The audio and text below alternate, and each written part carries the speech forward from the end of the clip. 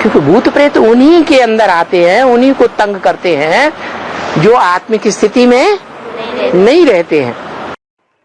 It is because ghosts and spirits enter only those, they trouble only those who don't stay in the soul conscious stage.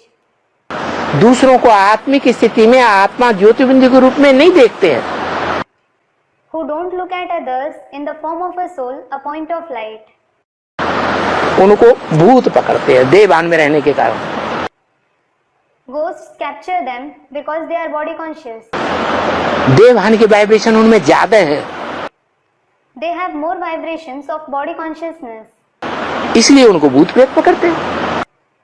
This is why ghosts and spirits capture them. जिनमें आत्माभिमान की vibration है उनको भूत बिल्कुल नहीं पकड़ेगा।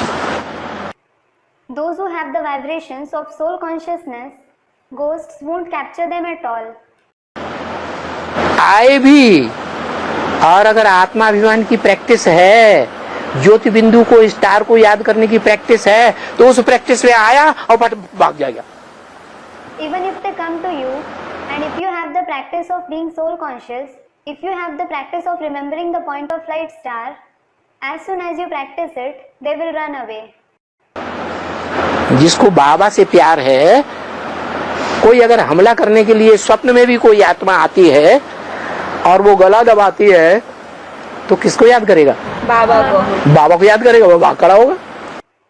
Those who have love for Baba, if a soul comes to attack them even in their dreams, and if it throttles them, who will they remember?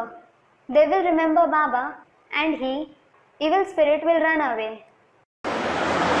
जहाँ बाप है वहाँ पाप नहीं, Where there is the Father, there can't be sin. और जहाँ पाप कब्जा जमाता है वहाँ बाप नहीं होता। And where there is the dominance of sin, the Father is not present there.